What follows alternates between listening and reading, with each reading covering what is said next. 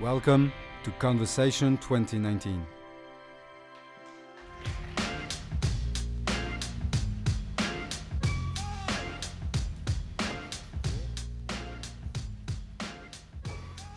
Hi everyone, welcome back from the coffee break. Thanks a lot for still being here at the end of the day. And thank you, Fabrice, for being here also. Thank you for having me. It's a real great pleasure for me. We've been knowing each other for a few years now. It's A few decades. not decades, but a few years.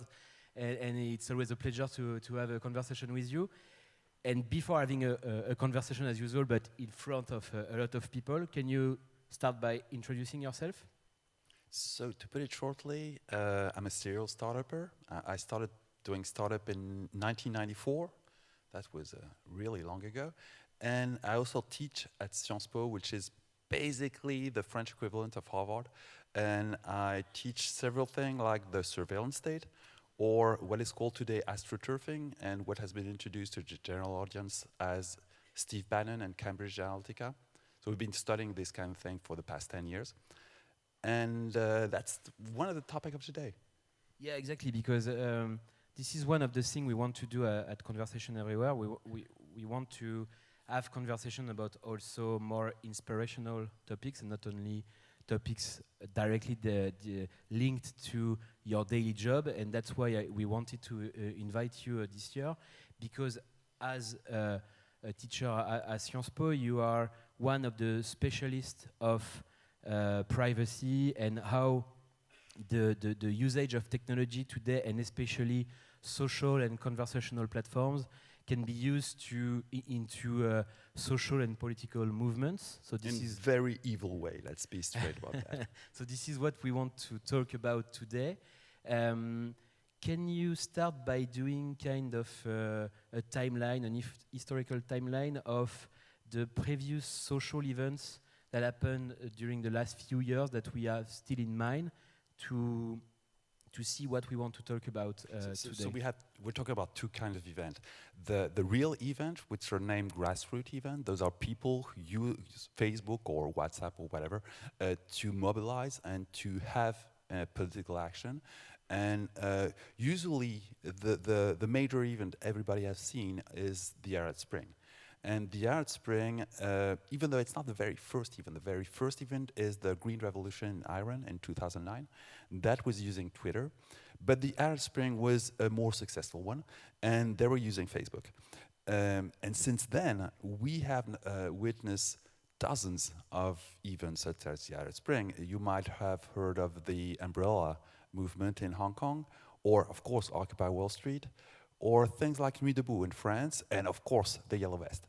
The Yellow Vest is extremely similar to what happened in the Arab world 8 years ago. So you are talking about similarities. Can you explain how these events in various parts of the world, and some of them that are really in France where we are, can you explain what are the similarities, and especially the technical similarities, and how they use the social and conversational platform that we all know? So for example, when it comes to Facebook, the dynamics are very similar between what happened during the Arab Spring and what is happening right now in France with the Yellow Vest. There are two very similar things. The first thing is massive censorship. Of course, it was stupid massive censorship during the Arab Spring, and today in France we're kind of discovering that, we are in a world where there is some massive fake news coming from the government and lots of censorship. And both the Tunisian government and the French government have censored police violence, massively censored police violence. But of course, they both live in a world where everybody has a smartphone in his pocket, and everybody can be a witness and can be a broadcaster of police violence. So what happened is that those thousands of clips taken from a smartphone have been put into Facebook, into small group, and have been the core fuel of what is happening, either during the Arab Spring or with the Yellow Vest. Without censorship, there wouldn't be such movement. So where is happening this censorship? What are you specifically on the state level. In France, for those of you who are not French, the official media have been censoring police brutality for the first 2 months of the Yellow Vest movement. So for 2 months, officially, there wasn't any police violence. The reality was that it's an incredible amount of police violence for France. It's not very much for the United States, but for France, it's totally incredible. People are really badly injured, and it's not the way it's supposed to happen in France. It's totally new for us. And censoring this have been fueling anger within the Yellow Vest movement, and today we're witnessing the exact same phenomena. When you have a police brutality thing, it's recorded, and then it's broadcasted, and then it fuels another movement, and so forth, and so forth. And really, censorship is fueling this movement. And so you said that it was nearly the same, or you have similarities with Arab Spring. Also, at the time, those kind of contents to fight censorship were also shared into, for example, Facebook groups or groups on WhatsApp. At the time, groups weren't a thing. We're talking about 2011, and at the time, really, groups weren't a thing on Facebook. Everything was about pages. Today, it's about groups, but it's not extremely different. And there's another similarity, which is the reaction of a nation in which you import some external political concept, namely freedom of speech. There is nothing like freedom of speech in Tunisia, especially in Ben Ali's Tunisia, and there's nothing as freedom of speech in France. We don't have anything like the First Amendment, and we have more than 200 laws restricting freedom of speech in France. And of course, when Facebook came in France and gave every French citizen freedom of speech, it imploded, and it is totally disrupting our society. So we are talking here about people using these tools to organize themselves, to launch events, to share contents, both in Europe and also in other parts of the world. These platforms are also used by governments, by political campaigns. They are not using the same features. But that's the other side of the cone. Since at least 10 years, various governments around the planet have been using Facebook and social media platform in order to take control of public opinion. We now all realize this because of Cambridge Analytica and because Steve Bannon is on a at least a European tour, and everybody's afraid of him. But it's been going on for far more. It's been going on. Let me give you a straightforward example. In 2012, that's 7 years ago, the very first presidential political campaign disrupted by this kind of thing was in South Korea. So disrupting a political campaign using astroturfing techniques like Cambridge Analytica, that's a very old story. Can you describe what is astroturfing? Maybe? Astroturfing is the art of setting up on Facebook something looks like a citizen movement, a grassroots citizen movement, but it's actually not. It's totally staged by a government or by a private corporation. Monsanto, for example, had been busted a few weeks ago doing this, and they were staging fake people protesting against restriction on chemical product. And it happened to be totally fake, almost totally fake. A few real people were involved in that, but most of them were totally fake. Our president, as we speak in France, is setting up on Twitter multiple fake anonymous accounts in order to harass journalists and political opponents, just like in the Philippines, for example. There's not a lot of difference when it comes to online violence between the Philippines and France. Of course, when it comes to real violence, there's still a huge gap. But when it comes to using Facebook in order to harass political opponents, to harass journalists, we're doing exactly the same thing. So you were talking about South Korea? South Korea with well, of course, as you know, South Korea is really keen on technology, so they were the first to introduce this kind of thing. And the Secret Service in South Korea played a very dirty trick against the political opponent to the president in power, and it succeeded. It succeeded for a few weeks. The president got elected, and then they busted the Secret Service doing that, and then followed a few years of huge protest, and then eventually the elected president went into prison. because they have kind of a social injustice over there. But it was historically the very first presidential campaign totally disrupted by those technology. And I really insist, years before Cambridge Analytica and Donald Trump. And after that, do we have other examples? Because we were obviously talking to prepare a bit this conversation before, and you said that in our mind, one of the first really connected and online campaign was the one of Obama.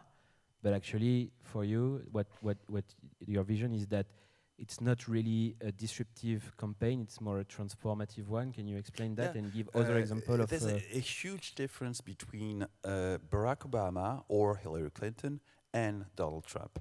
And it's very difficult for us European because we tend to consider Donald Trump as really a dumbass, which he's not. And let me tell you the difference. When Obama decided to use technology in order to gain power, he transformed, using digital tool, what used to be a political campaign. He used technology in order to make this campaign more efficient, more quick, more agile. But it's still digital transformation. It's still taking the good old way of doing a presidential campaign and applying technology in order to make it more efficient. That's transformation.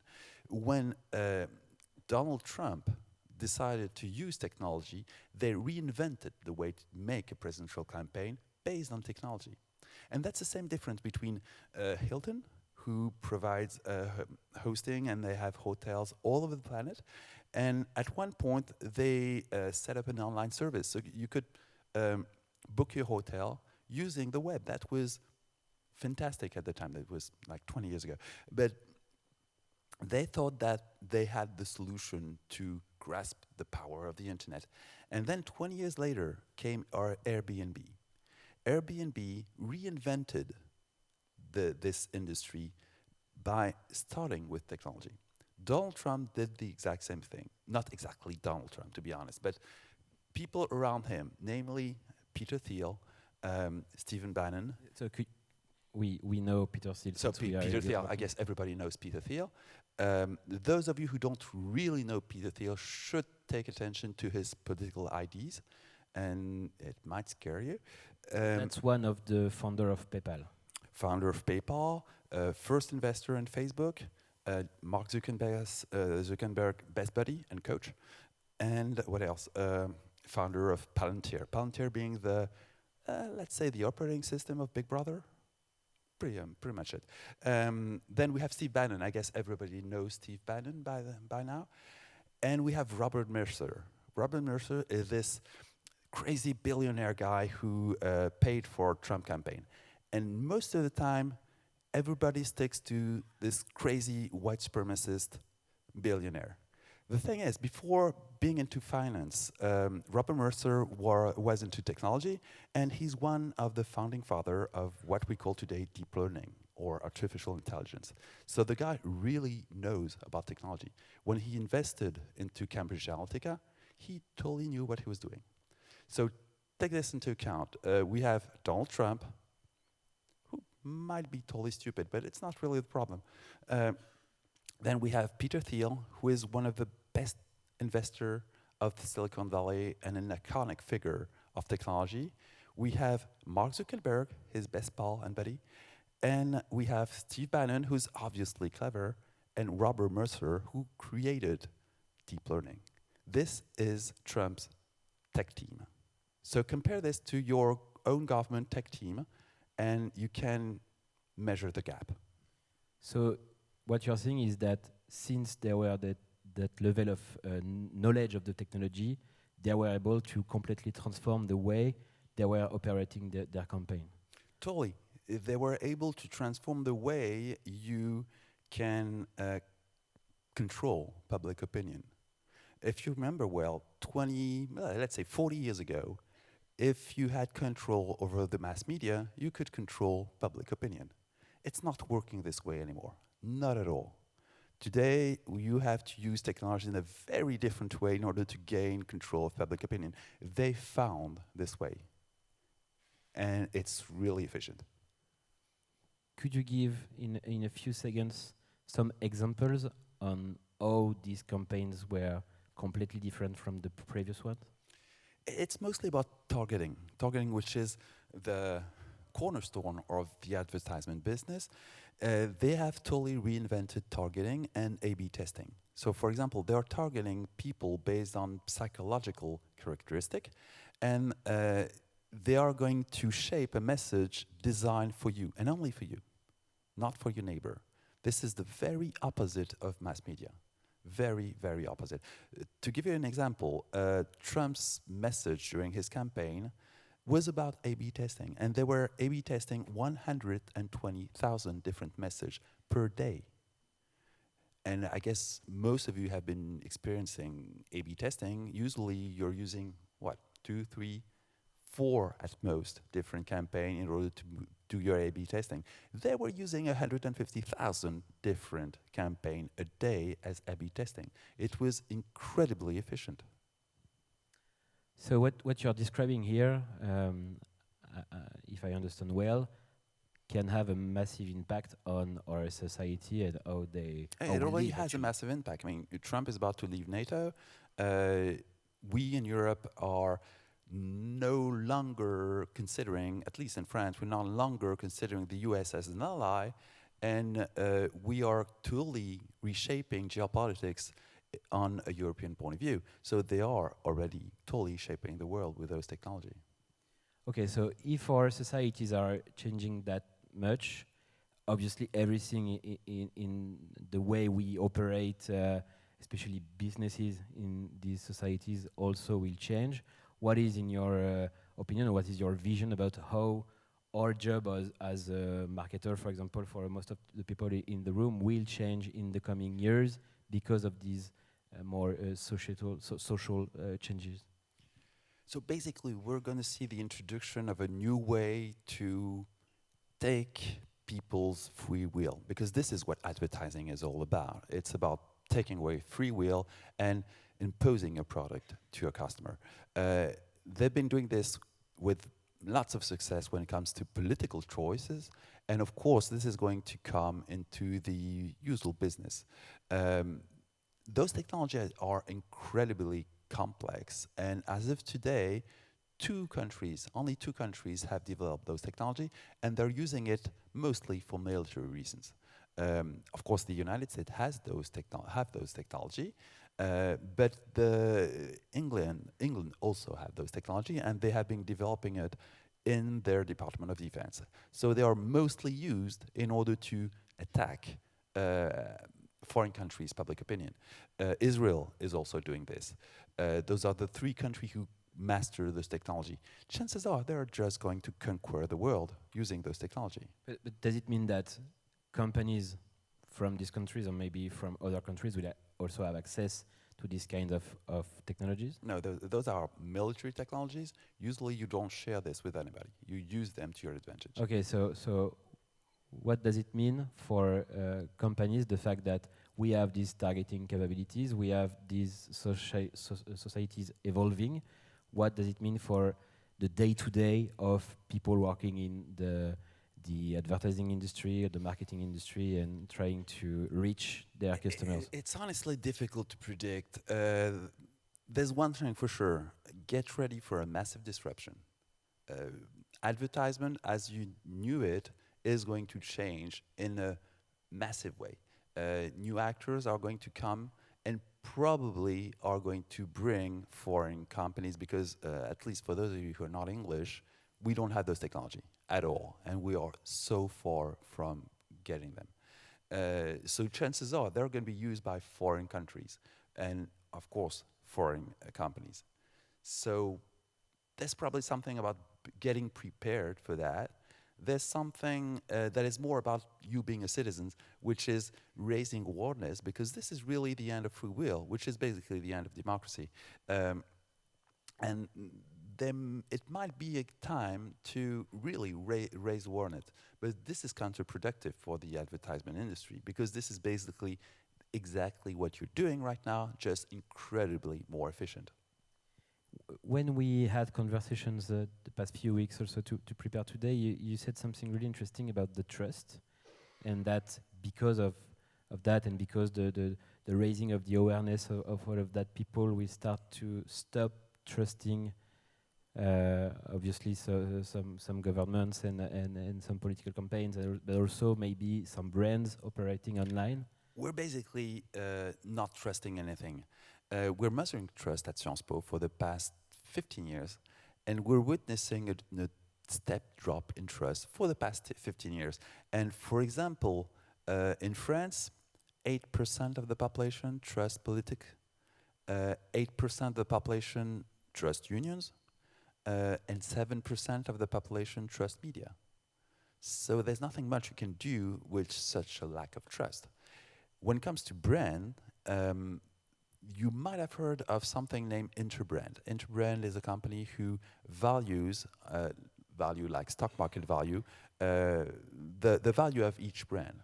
It's kind of a complex way of evaluating what's a brand worth. And you probably heard about Apple worth $140 billion or big brands like that with an incredible price tag.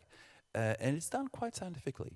And at the core of the way you can evaluate the value of a brand is trust.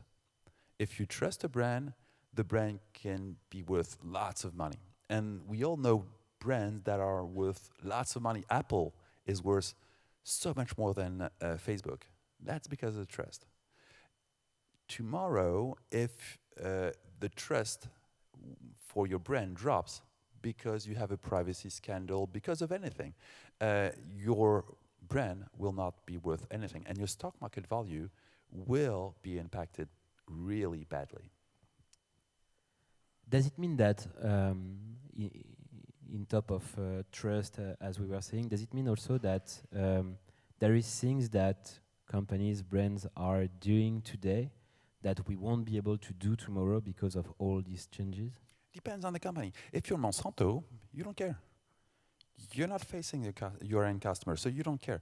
If you're a B2C brand, yeah, typically what you're doing right now with personal data, which is like everybody's doing it, let's face it, might be considered totally evil tomorrow.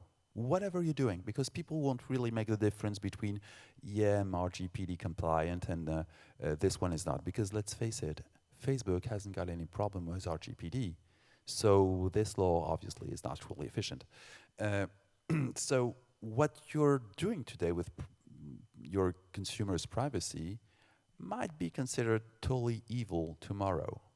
And whatever you're doing today, it will be public, really.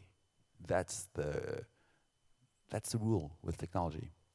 Whatever you're doing today with your customer data will be public within, I don't know, 6 months, 2 years, 5 years, but it will eventually become public. And it will have an impact, eventually. So think about that.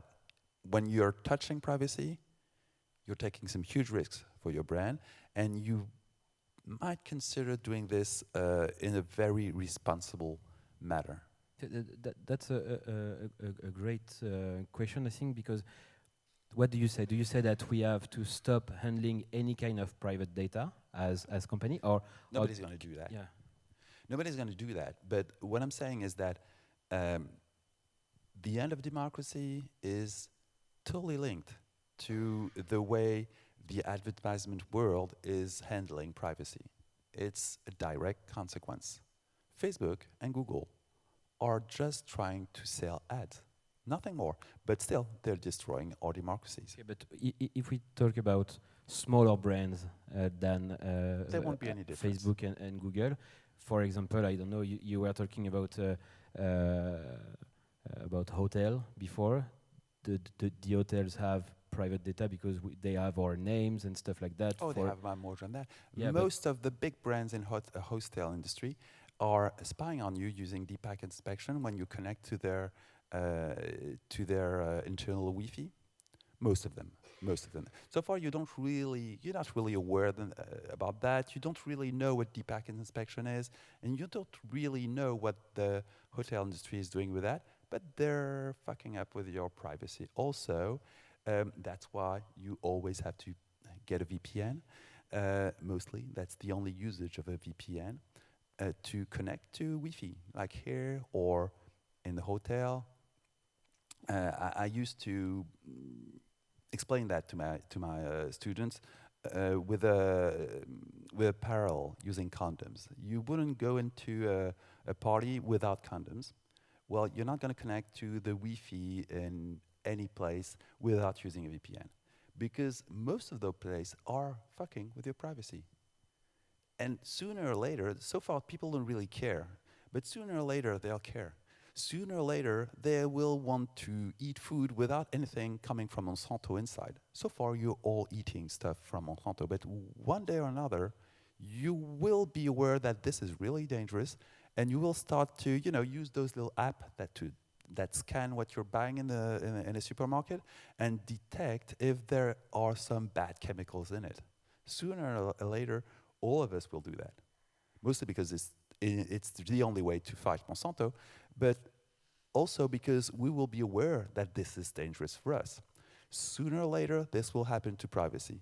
And when it will happen, my guess is that people will not make the difference between the small ad agency that is not really doing anything bad, at least not really consciously, and the worst of evil, which is today Facebook. So, to conclude, we still have 4 minutes. But in your opinion, what will happen next in this industry? How can we reinvent or disrupt it to be, let's say, compliant with what people will expect from us tomorrow? Well, first of all, we have to think about where will people live tomorrow, what will be our society tomorrow, what will be social control tomorrow. So I guess everybody have heard of what's happening in China in terms of social control.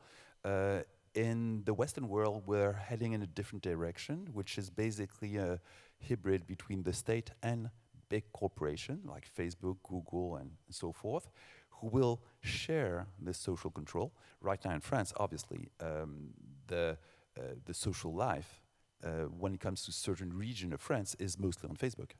It's not elsewhere anymore because it's been destroyed elsewhere, and Facebook gave something that appeared to be a replacement. But by giving this replacement social link, this public opinion is now living in the United States under the protection of the First Amendment, which is a major problem because we don't have, once again, nothing like the First Amendment in France. So you create major disruption within different political system. We have another major disruption coming in France, which is communities. In the French view of society, there is nothing like communities. There is only one French citizen, and everybody's supposed to be a white 50-old male in France, especially if you're not white. That's a lie, but we've been living in this lie for the past 50 years. Facebook has introduced community, and Facebook has reshaped French society for the past 10 years on a community-based. And that's totally the opposite of what is supposed to be a society in France. And that's a major disruption coming in the coming years. We're already seeing traces of this disruption. Other disruptions are going to come because basically the way we connect together is not done in France anymore. It's done in a foreign country. And it's done on a social platform where other countries can come, Russians, for example, and interfere and control public opinion because they know why. We have no idea how to do that, but Russians, English, Americans, they know how. And they have interest in controlling French public opinion or whatever country's public opinion for that matter.